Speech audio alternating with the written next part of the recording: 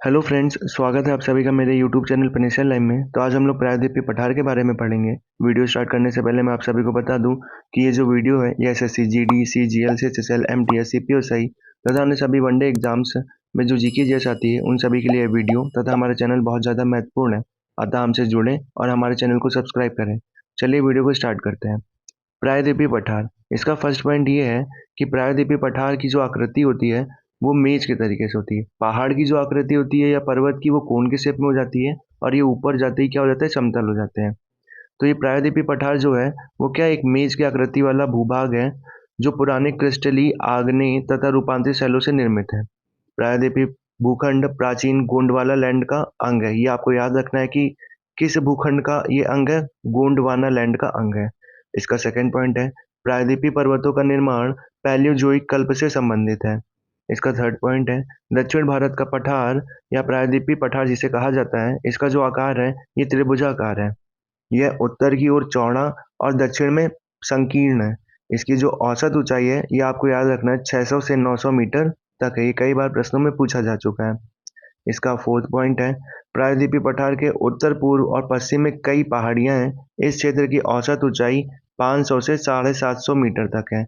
अब यहाँ पर आपको थोड़ा सा कंफ्यूजन हो सकता है कि मैंने यहाँ पर 600 से 900 मीटर बताया है। तो ये आपको ये समझना है कि उत्तर पूर्व से जो पश्चिम की साइड में जो पहाड़ियां हैं उनकी ऊंचाई की यहाँ पर बात की जा रही है, वो 500 से 750 मीटर है। इस पठार की जो उत्तरी सीमा पर अरावली, विंध्याचल और सतपुड़ा की पहाड़ियां स्थित हैं, जिनके बारे में अभी हम लोग पढ़ेंगे।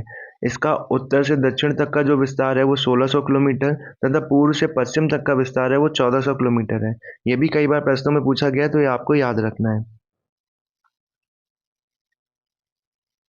इस फिगर के माध्यम से या हम लोग समझ सकते हैं कि कौन सा कहाँ पर प्लेट्यू पड़ता है।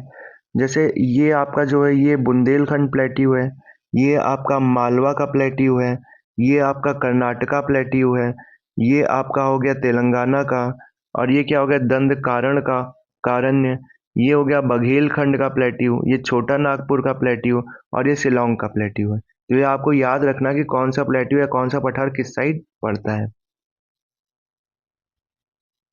अब हम लोग पढ़ते हैं अरावली श्रेणियों के बारे में। तो इसका फर्स्ट पॉइंट जो है अरावली की जो पहाड़ियां हैं ये प्रायद्वीपीय पठार के पश्चिमी उत्तरी पश्चिमी किनारे पर स्थित है। इसका सेकंड पॉइंट है अरावली की जो पहाड़ियां हैं दक्षिण पश्चिम में गुजरात गुजरात में जो पालनपुर है वहां से लेकर के उत्तर पूर्व में दिल्ली तक लगभग 800 किलोमीटर की लंबाई में फैली हुई है। दिल्ली के पास में इन पहाड़ियों को दिल्ली की पहाड़ियों के नाम से जाना जाता है। इसका थर्ड पॉइंट है अरावली श्रेणियों की जो औसत ऊंचाई है, यहाँ पर जो पहाड़ियाँ पाई जाती हैं उनकी औसत ऊंचाई है 300 से 900 मीटर तक। और दक्षिण पश्चिम में माउंट आबू के निकट इनकी सबसे ऊंची चोटी गुरु शिखर है, जो कि आपको याद रखना है, जिसकी ऊंचाई कितनी 1722 मीटर है। इसका लास्ट पॉइंट है यह विश्व की सबसे प्राचीन पर्वत श्रृंखलाओं में से एक है। तो ये भी आपको याद रखना है पॉइंट। अरावली के पश्चिम की ओर माही एवं लूनी नदियां निकलती हैं। लूनी नदी कच्छ के रण में विलुप्त हो जाती है। तो ये भी आपको याद रखना है कि कौन सी नदी है जो कच्छ के रण में विलुप्त हो जाती है, तो लूनी नदी। अब है हमारा विंध्याचल श्रेणी। यह जो श्रेणी है नर्मदा सोन के उत्तर में उसके समानांतर पश्चिम से पूर्व की ओर फैली है। सेकेंड पॉइंट है इसका यह अत्याधुनिक पुरानी व घर्षित मोड़दार पर्वत श्रेणी है। यह मालवा पठार के उत्तर में जो झारखंड है, उत्तर प्रदेश है, छत्तीसगढ़ है, इन जगहों पर फैली हुई है। यह उत्तर भारत तथा दक्षिण भारत को अलग करती है। कौन सी श्रेणी उत्तर भारत तथा दक्षिण भारत को अलग करती है, तो आपको याद रखना विंध्याचल श्रेणी। इसकी जो औसत ऊंचाई है वो 450 से 600 मीटर है। ये भी आपको पॉइंट याद रखना है। यह पश्चिम से पूर्व की ओर भाड़नेर, कैमूर, पारसनाथ की पहाड़ियों के रूप में झारखंड तक लगभग 1200 किलोमीटर की लंबाई में फैली है। नेक्स्ट हमारी जो है वो है सतपुड़ा श्रेणी। इसका फर्स्ट पॉइंट ये है सतपुड़ा जो श्रेणी है दक्कन का पठार का ही भाग है, ये जो ब्लॉक पर्वत का उदाहरण है। इसके दोनों ओर नर्मदा और ताप्ती की भूभ्रंश घाटियां स्थित हैं। इसका सेकंड पॉइंट है सतपुड़ा को 3 भागों में बांटा जाता है। पश्चिम, ये आपको याद रखना है, पश्चिमी से राजपिपला की पहाड़ियां, मध्य में महादेव पर्वत तथा पूर्व में मैकाल पर्वत। एक बार मैं फिर से रिवाइज करूंगा कि जो सतपुड़ा श्रेणी है उसे 3 भागों में विभाजित किया जाता है। पश्चिम में जो है वो राजपिपला की पहाड़ियां, मध्य में महादेव पर्वत और पूर्व में मैकाल पर्वत, जिसके बारे में अभी हम लोग विस्तृत से पढ़ेंगे मैकाल पर्वत। धूपगढ़ जो है 1350 मीटर सतपुड़ा श्रेणी की सबसे ऊंची चोटी है। तो ये भी आपको याद रखना है, सतपुड़ा श्रेणी की सबसे ऊंची चोटी कौन सी है? धूपगढ़, जिसकी ऊंचाई कितनी है? 1350 मीटर, जो पंचमढ़ी पहाड़ी पर स्थित है। ये भी आपको याद रखना है, किस पहाड़ी पर स्थित है? पंचमढ़ी पहाड़ी पर स्थित है। आगे बढ़ते हैं। मैकाल पठार, मैकाल पठार कहाँ पर स्थित है? छत्तीसगढ़ राज्य में स्थित है। मैकाल पहाड़ी का सर्वोच्च शिखर क्या है? अमरकंटक। ये आपको याद रखना है। अमरकंटक जो है वो कहाँ पर स्थित है? मैकाल पठार पर स्थित है। इसकी जो ऊंचाई है वो कितनी है? 1064 मीटर है, जो पुरानी शैलों से निर्मित एक ब्लॉक पर्वत है। अमरकंटक कई नदियों का उद्गम स्थल है, बहुत सारी नदियों का, ये भी आपको याद रखना है। कौन कौन सी नदियों का? ये आपको नाम याद रखने हैं। अमरकंटक पर्वत के पश्चिम की ओर से नर्मदा नदी, उत्तर की ओर से सोन नदी और दक्षिण की ओर से महानदी निकलती है। तो ये आपको याद रखना है। पश्चिम की ओर से अमरकंटक की नर्मदा नदी निकलती है, उत्तर की ओर से कौन सी नदी निकलती है? सोन नदी निकलती है, और दक्षिण की ओर से कौन सी नदी निकलती है? महानदी निकलती है। ये कई बार प्रश्नों में पूछा गया है, तो आप याद रखिएगा। नर्मदा नदी कहाँ से निकलती है? सोन नदी कहाँ से निकलती है? और महानदी कहाँ से निकलती है? नेक्स्ट पॉइंट है, नर्मदा नदी संपूर्ण पठारी क्षेत्र को दो भागों में बांटती है। ठीक है, ये दोनों नदियां भ्रंश घाटी से होकर निकलती हैं। सोन, चंबल और दामोदर नदियों की दिशा से स्पष्ट है कि प्रायद्वीपीय पठार का ढाल पश्चिम से पूर्व की ओर है। किन नदियों से? तो याद रखना आपको, सोन, चंबल और दामोदर नदियों की दिशा से स्पष्ट होता है। दक्षिण भाग इसका ढाल पश्चिम से पूर्व की ओर है, जो महानदी गोदावरी, कृष्णा और कावेरी की दिशा से स्पष्ट है। आगे बढ़ते हैं।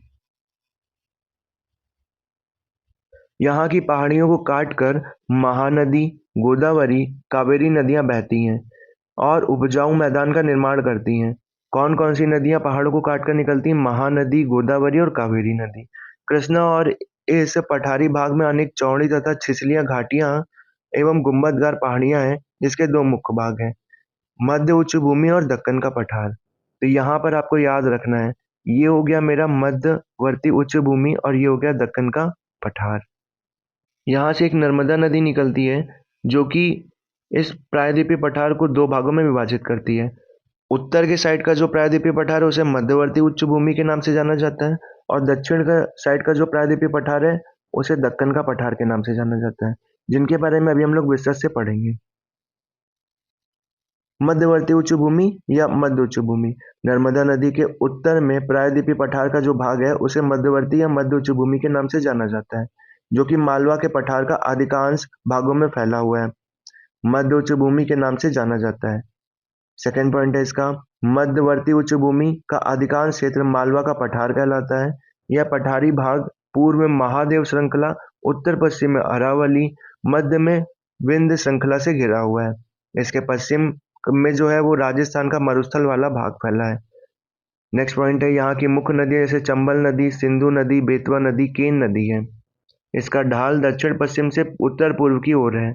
यह भाग पश्चिम में चौड़ा और पूर्व में संकीर्ण है। तो आपको ये याद रखना है कि इसकी कौन कौन सी प्रमुख नदियां? चंबल नदी, सिंधु नदी, बेतवा नदी और केन नदी है। नेक्स्ट पॉइंट है इसका, इसके पूर्वी भाग को स्थानीय रूप से बुंदेलखंड तथा बघेलखंड के नाम से जाना जाता है।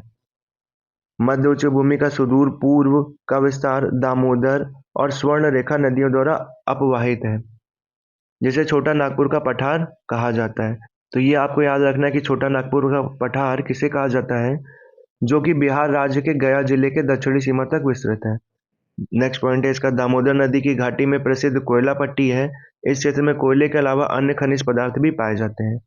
अब यहाँ पर आपको बहुत ज्यादा इंपॉर्टेंट पॉइंट है, इसको आपको याद रखना है। दंडकारण्य क्षेत्र दक्षिण भारत के प्रायद्वीपीय पठार का भाग है, जिसका विस्तार कहाँ से? उड़ीसा, उड़ीसा में कौन कौन से जिले? कोरापुट और कालाहांडी यहाँ तक फैला हुआ है। छत्तीसगढ़ में बस्तर जिले तक, आंध्र प्रदेश में पूर्वी गोदावरी, विशाखापट्टनम, श्रीकाकुलम जिलों तक फैला हुआ है, जिसका कुल क्षेत्रफल कितना है? 89,078 वर्ग किलोमीटर। तो ये भी आपको याद रखना है। आगे बढ़ते हैं। आगे हमारा दक्कन का पठार, इसका फर्स्ट पॉइंट है, प्रायद्वीपीय भारत की चट्टानों की उत्पत्ति लगभग 3,000 मिलियन वर्ष पूर्व हुई थी। ठीक है, कार्बोनीफेरस युग के पहले यह गोंडवाना लैंड का एक भाग था। क्रिटेशियस युग के दौरान अत्यधिक ज्वालामुखी उद्गार से इस दक्कन ट्रैप का निर्माण हुआ। इसी काल में दक्कन के पठार पर बेसाल्ट निर्मित लावा शैलों, आग्नेय शैलों का निर्माण हुआ। नेक्स्ट पॉइंट है इसका, इन आग्नेय शैलों का समय के साथ अपरदन हुआ जिससे एक काली मृदा का निर्माण हुआ। दक्कन के पठार के अंतर्गत कौन कौन से राज्य के कितने कितने भाग आते हैं उसके बारे में पढ़ लीजिए। तो दक्कन के पठार के अंतर्गत महाराष्ट्र, मध्य प्रदेश के अधिकांशतः भाग, पश्चिमी आंध्र प्रदेश, कर्नाटक और तमिलनाडु राज्य के अधिकतर भाग आते हैं। यहाँ लावा की अधिकतम अनुमानित गहराई कितनी है? 2134 मीटर है। नेक्स्ट पॉइंट है, इसके पश्चिमी हिस्से में सह्याद्री की पहाड़ियाँ स्थित हैं और जो सह्याद्री की पहाड़ियाँ हैं उसकी जो सबसे ऊंची चोटी है महाबलेश्वर, ये आपको याद रखना है, जिसकी ऊंचाई कितनी है? 1438 मीटर है, जहाँ से कृष्णा नदी निकलती है। ये भी याद रखना है कि कृष्णा नदी कहाँ से निकलती है? तो सह्याद्री की पहाड़ियों से निकलती है और इसकी चोटी कौन सी है सबसे ऊंची? महाबलेश्वर। इस पठार के पूर्वी भाग को विदर्भ कहा जाता है। नेक्स्ट पॉइंट है, धारवाड़ का पठार कर्नाटक राज्य में स्थित है। तो आपको ये भी याद रखना है, धारवाड़ का पठार किस राज्य में स्थित है? कर्नाटक राज्य में स्थित है, जो रूपांतरित शैलों से बना है। इस पठार के पश्चिमी भाग में बाबा बुदान की पहाड़ियां स्थित है, ये भी आपको याद रखना है, तथा ब्रह्मगिरी की पहाड़ियां स्थित है। नेक्स्ट पॉइंट है, दक्षिण के पठार या प्रायद्वीपीय पठार के पूर्वी एवं पश्चिमी सिरे पर क्रमशः पूर्वी घाट तथा पश्चिमी घाट स्थित है। आज की वीडियो में इतना ही। अगर आप इस वीडियो से संबंधित पीडीएफ चाहते हैं तो हमें कृपया करके कमेंट के माध्यम से अवश्य बताएं, और जो भी आप वीडियो में सुझाव या संशोधन चाहते हैं तो हमें कमेंट के माध्यम से अवश्य बताएं। धन्यवाद।